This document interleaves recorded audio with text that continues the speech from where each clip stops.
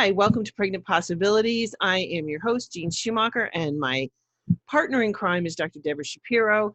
And together we have the program Pregnancy Advantage. And today, oh gosh, Doc, we've got some great questions coming up that people have sent in. So if you have questions for us, please send them in ahead of time so that we can dive deep into them and answer your questions. So today we've got an absolutely fabulous question. And I think the first one is it okay to be vegan or plant-based throughout your pregnancy? So take it away, Doc. Hi, thank you, Jeanne. It's great to be back with you. And I'm very excited about this program. So the first question is a good one. Is it safe to be vegan? And you might hear this from your family members, right? Somebody saying that when you say that you're vegan, saying that you're hurting your baby. And it's very scary because that's something that women care deeply, deeply about. And they make all kinds of life changes. It's probably the only time that people really stop smoking, right? Is when you're pregnant, and stop drinking completely when you're pregnant. Right? So people really want to be as healthy as possible. So is it safe to be vegan? Well, yes, absolutely. Maybe I'd like to read to you the Academy of Nutrition and Dietetics position statement so that everyone can really hear this, because this is important. So it's the position of the Academy of Nutrition and Dietetics, that's the new ADA, that appropriately planned vegetarian, including vegan diets, are healthful, nutritionally adequate, and may provide health benefits for the prevention and treatment of certain diseases. These diets are appropriate for all stages of the life cycle, including pregnancy, lactation, infancy, childhood, adolescence, older adulthood, and for athletes. Plant-based diets are more environmentally sustainable than diets rich in animal products because they use fewer natural resources and are associated with much less environmental damage. Vegetarians and vegans are at reduced risk of certain health conditions, including ischemic heart disease, our #1 killer, type 2 diabetes, hypertension, certain types of cancer, and obesity. Low intake of saturated fat and high intake of vegetables, fruits, whole grains, legumes, soy products, nuts, and seeds, all rich in fiber and phytochemicals, are characteristics of vegetarian and vegan diets that produce low total and low density lipoproteins, cholesterol levels, and better serum glucose control. These factors contribute to reduction of chronic disease. Vegans need reliable sources of B12, such as fortified foods or supplements. So that is their position paper, and I think it's very important to understand the difference between a vegan diet and a whole food plant-based diet. A vegan diet is just one that avoids animal products. And when they say appropriately planned, I think that's really critical, because you can just be eating processed vegan food. And I think a lot of people do. And Dr. Greger calls this crap. He says it's calorie rich and processed. And it can be vegan too, like chips and French fries and Oreo cookies. But anyway, Oreo cookies, and there are probably other cookies too that are vegan, but not that helpful. Soft drinks, for example, those are vegan too. And we know that those are not healthy. And when you're pregnant and you're trying to eat an optimal diet for pregnancy and for producing a child that's going to have the best advantage to start in life, then you want to make sure that everything you eat is going to be, or almost everything that you eat is going to be ideal for that baby. So then there are some nutrients of concern, and we talk about those in the program, and we may even get to it a little bit later. But what I wanted to talk about now, because now isn't the best time to be pregnant, but it's definitely the best time to prepare for pregnancy. And the reason I say that is because of the pandemic. But what's interesting is when you look at the kinds of people, the kinds of diseases that lead to people having more susceptibility to the virus and actually get sicker with the virus and actually die from the virus, it's the same diseases that will be better, that you'll have less risk for on a plant-based diet. So things like hypertension and obesity and type 2 diabetes and high cholesterol and chronic kidney disease and cardiovascular disease. I mean, these are just some of the diseases that they say are risk factors for COVID. And these are exactly the same kinds of conditions that are less likely in a plant-based diet. And especially, let's just talk about obesity, right? So you're more likely to develop severe infection from COVID-19 if your BMI is sort of even more than 29, right? 30 is obese, but 29.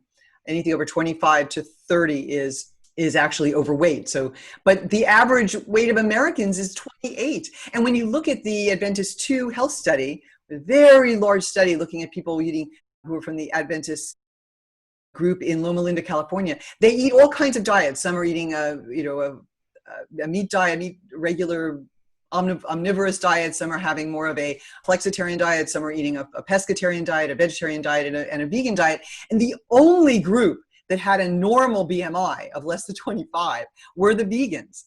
So you just looking at that, it should be enough to help us. So we definitely want to right now do everything possible to eat in such a way that you reduce your risk of catching this horrible virus and of getting really sick from it. And the way to do that is to eat a plant-based diet. Without question. And I just want to just make sure that people understand the difference between vegan and plant-based, because primarily they're both the same. You're dealing with the same, you're eating plants, but a lot of vegans can be using this processed food that is, a lot of it is just, it's not good for you. It's just not good for you, because what they do, okay, yes, you're not eating the animals. Great. Got it. Love it. But they put a lot of oil, salt, sugar into this. And so, I think, Coca-Cola, and as you said, I think Oreos, potato chips, those are vegan. So I get it. It's great. But I think we can all agree that that is not good food for you. Right. And we want... Go ahead. And when you're pregnant, for example, after the first trimester and the second trimester, your protein requirement does go up by 50%.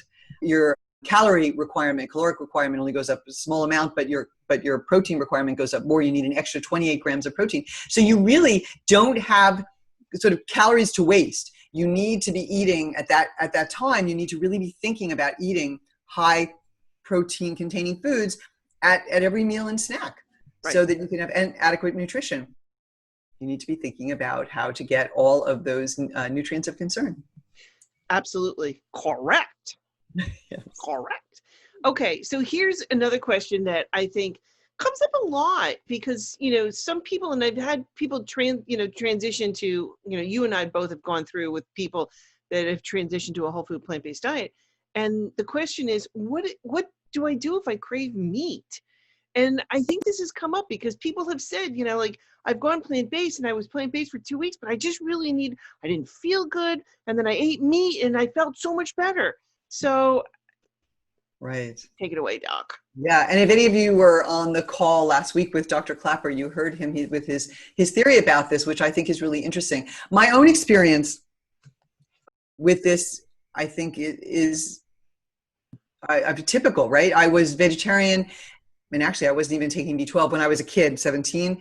And after about a year, I found myself in the grocery aisle staring at the tiny tot sardines, just feeling like my body needed that, and probably even started again at that time. And I'm sure this resonates with a lot of our viewers, that at a certain point, and if they haven't felt it themselves, then they've heard it from their friends who say, oh, I tried that and I really needed meat. So what is it? So there are these molecules that we get from eating muscle tissue of other animals, and things like creatine and carnitine. And we can make them, but if we're taking them in, especially from a very young age, starting, let's say, 6 months after we finish weaning, our moms start giving us these liquefied meals of meat, then these genes for producing these chemicals are suppressed. And they're very important for ATP production and for moving free fatty acids around in your body. And so they're very important for your energy and for energy stores. So they're suppressed. And if you're not taking it in, you'll notice that. Many people do notice it. And what Dr. Clapper recommends, your body will pick up production. It just takes a little time. So what he recommends is that you just use meat almost medicinally, like a very small amount, just enough to make you feel like you've got enough of what you need, and then you'll be able to wean off completely over some time. So some people can go 100% right away, and some people just can't, and they take a little longer. Certainly took a little bit longer for me to give up dairy. So maybe that was what got me through the transition, and I was able to ramp up, because I had been eating meat for a long time. But I'll tell you, this is what's interesting, is if you talk to people who have been vegan since childhood and vegan since they were, raised vegan, they don't crave meat at all. I mean, you can drive them past a barbecue and they're not going to start salivating. So what's interesting also about cravings is a lot of it has to do with your memory and memories of smells and tastes, and because our olfactory system is really connected to our limbic system and our amygdala and parts of our brain that manage our emotions. So our emotions are really tied to smells and tastes. And you can't underestimate that. I mean, it's really, that's the beauty of coaching, because when you have somebody who's really coaching you through this, they can talk about their emotional attachment to foods, and then we can find alternatives, and we can find, and eventually you really will discover that other foods that really turn you on. For example, yesterday, my wife brought me an ice cream cone. It was a vegan ice cream cone, but it was an ice cream cone. And I did have a few licks, but then I decided, do I really, I mean, got that pandemic 5 or 10. I mean, it's kind of annoying. So do I really want this whole ice cream cone? And I gave it back to her, and I went over and we had bought a whole bunch of fresh peas in pods. I don't know if you've ever had peas in pods. No, my favorite is at Trader Joe's. They have English peas. Yeah. Shelled. I just eat them like right out of the bag. Like, right, exactly. So that's what I did. I started having some peas, and you know what? Because I have changed my palate. And I know people think I'm probably crazy. I mean, anyone who's out there eating ice cream and thinking, oh, come on, you know, how could peas possibly? But actually, I felt that the peas were just as sweet and better, and they tasted better in my mouth than the ice cream, and I felt better about eating it. So Debra, I don't know if I could have gone that route. I would have probably eaten the whole ice cream and then maybe eaten the peas afterwards. But I could not have, because I am a food addict. There is no ifs, ands, or buts. And if I had ice cream in front of me, I'd be eating the dish. So it's hard in my house. You're lucky you're not in my house, because my wife, she made some cookies the other day. I mean, it's very difficult. I feel for people. It's very difficult. That's why, you know, there's that woman who does the bright line eating, where you just make a bright line and you just say, I will not. And there are other, like Chef AJ, right? I mean, no sugar. You just never, ever, ever, ever. But, you know, I remember the 2,000-year-old man, and he said, never, ever, ever, ever eat fried food. Do you remember that? Because I know that he just had the death of his friend. But one of the jokes with the 2,000-year-old man was, you know, you're 2,000 years old. What is your secret? And he says, I never, ever, ever, ever eat fried foods. I always think about that. I really try. I do not eat fried food, but sugar is tough, because you get that immediate rush, that dopamine hit. Oh, absolutely. You immediately feel, you don't even have to smell it. I mean, it's just, that's just what sugar does. And it's also what dairy does a little bit too, right? Well, and just going back to what you were saying about the meat, you know, I almost think of it as, you know, it's almost like you have it's like an addiction. And when you go off of it, your body's going to crave it because you've been giving it to it for so long. And until you break that cycle, until you break that piece, your body's still going to be craving it. So it's almost like an addiction kind of thing, that you have to give it a little bit. Okay, fine. And then get on. Right. Well, and then actually there might be a biological basis for that with these substances that come from muscle, right? The creatine and the carnitine that you actually do have to ramp up your own production of, so that you can feel the same level of energy. Exactly. So it is sort of a physical addiction, and you can sort of go through withdrawal because you're not making it yourself yet. Yeah. But you can. I don't want anyone to think that they need meat. I don't think that's something that. No, but I've had people who've said to me, you know, I can't do this vegan stuff because I feel better after I eat meat. And it's like, but now I have an understanding of why that they're going through this. And so, you know, we can help you work through this, because I think that's one of the biggest pieces, is having somebody who can help you to guide you through. And oh, by the way, we have written for you guys, we call it the top 3 things that you should be doing that we think to get your body pregnant ready.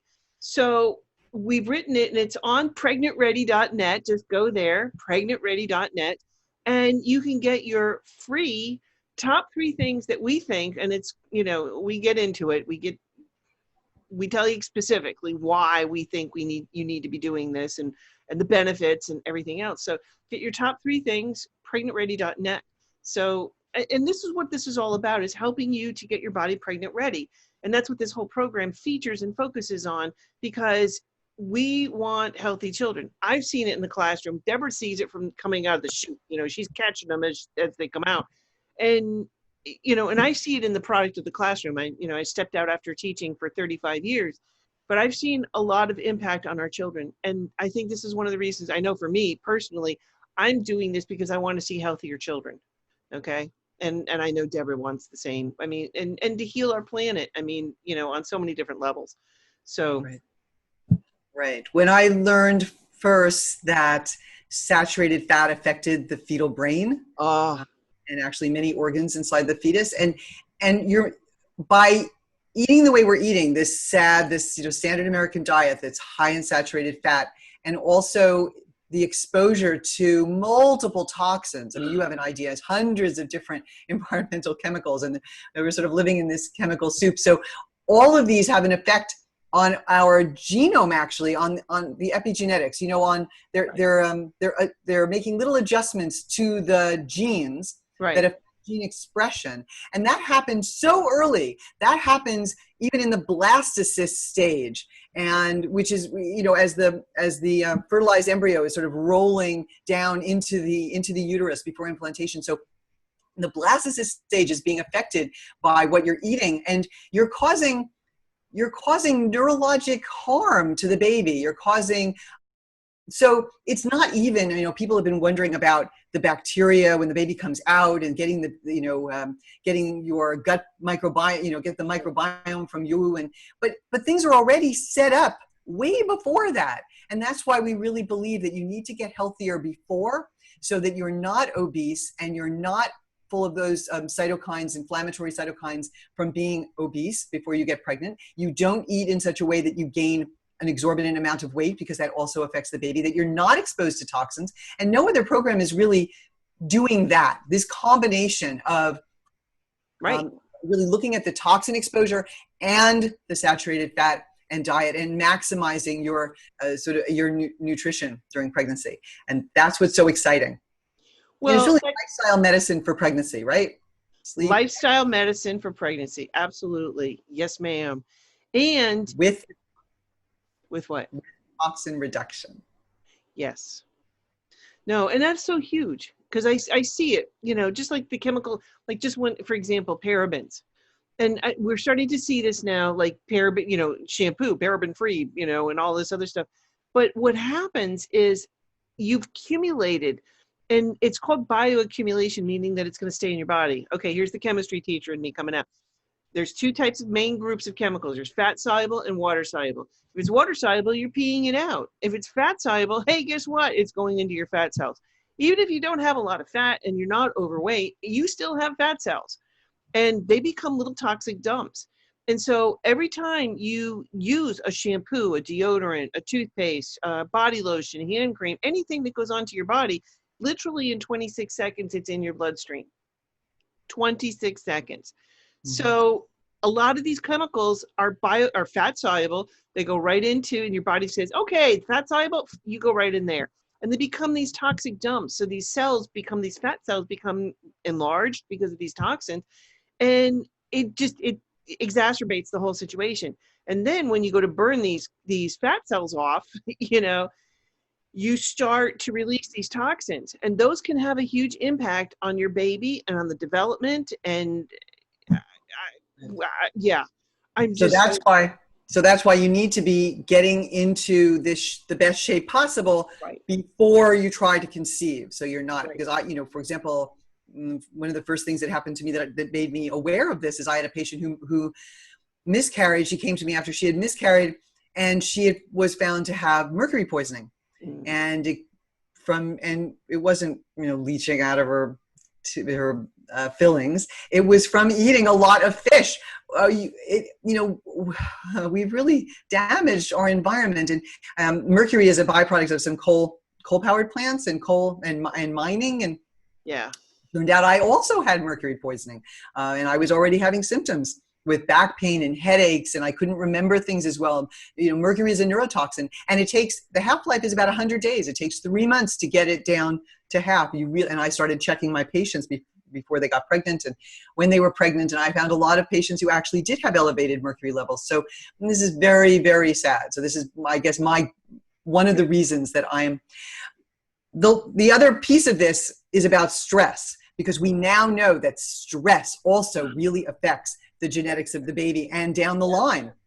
Yes. 2 generations, because it affects the genome of your, if you're carrying a baby, baby girl, it affects the genome of her ovaries.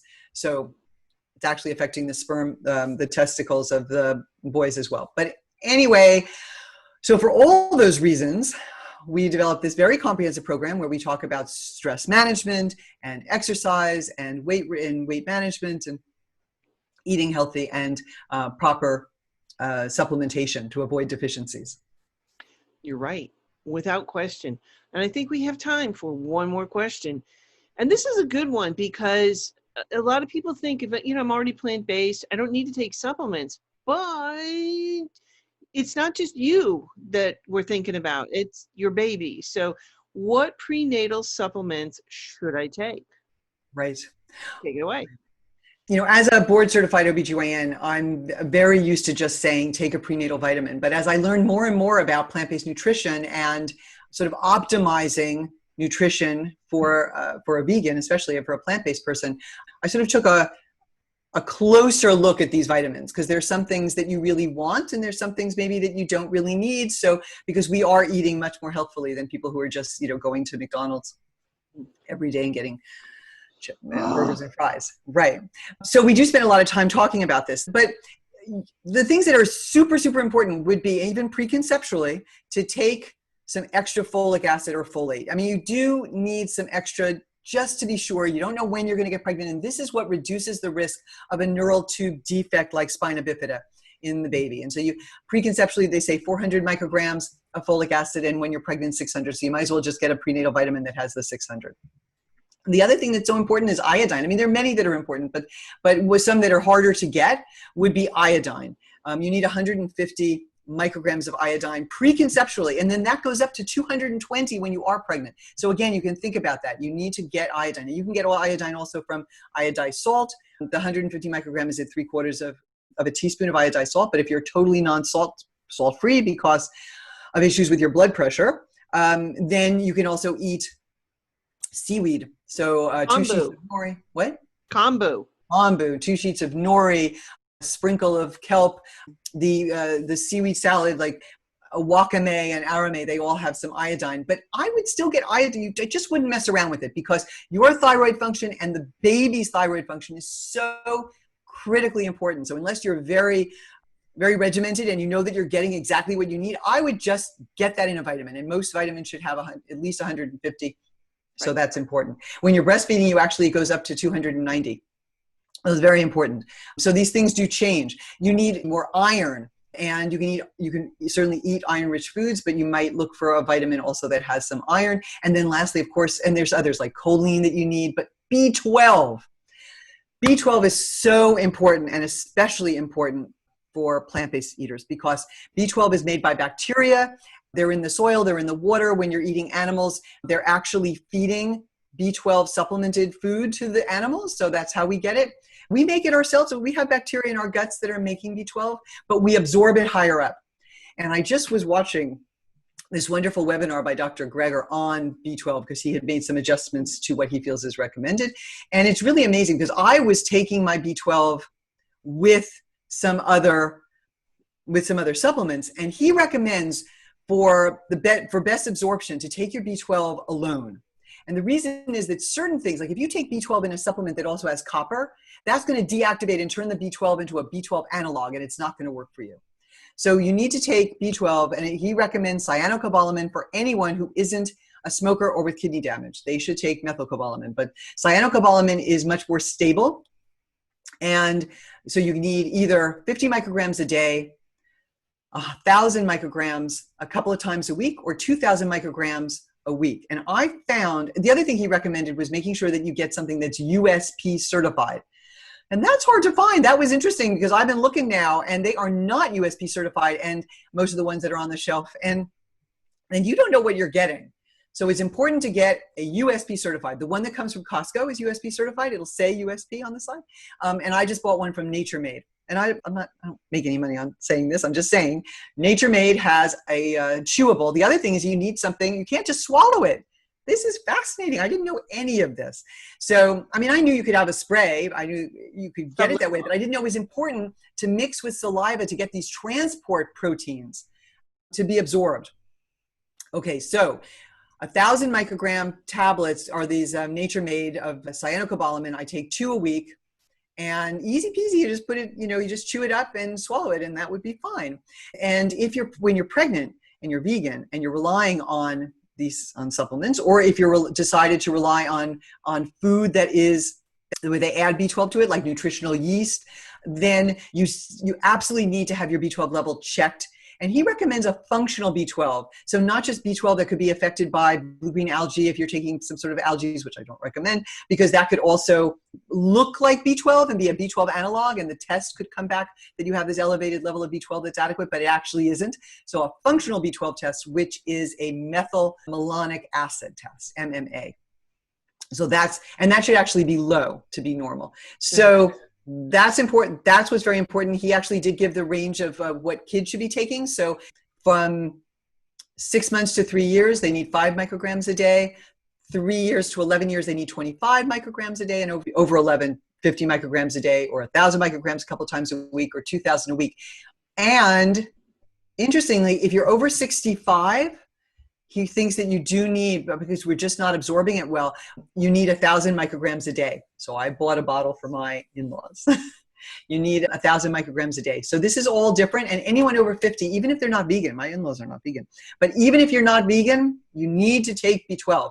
B12, if you're deficient in B12 through your life, a little bit low, it increases your risk of stroke. And again, the reason it's so important to be a healthy vegan is so that we can be an example to the world, because we're saying this is the right way to eat. This is the right way to eat for the animals. This is the right way to eat for the environment. This is the only sustainable way to eat. But if we're dying because we're not taking care of ourselves and we're not living longer and healthier, that's not going to be that's not going to be really catching on. So it's the stroke risk that goes up. And of course, if you're B12 deficient, it affects your neurologic system and your blood. It's just a terrible, terrible thing. And the results actually can be irreversible neurologic effects. So you do not want to be B12 deficient. So take your B12 and take it separately. That's important. Well, Debra, as always, your answers are just phenomenal. But I think just for anybody out there, that's what we want to do, is we want to help you to get your body pregnant ready. We want to guide you through this process. And you can start with the top 3 things that we think that you should be doing to get your body pregnant ready. So pregnantready.net, and join us and learn. And so Dr. Shapiro, we will see you back here next week, same time, same channel, 12 o'clock Eastern, 9 o'clock Pacific Standard Time. So join us, check out our website, pregnantready.net, and we hope you have an absolutely plantastic week. A plantastic week. That's wonderful. Yes. And we hope that we can help you get ready for pregnancy and have healthier and happier children. Take care. Bye. Bye-bye.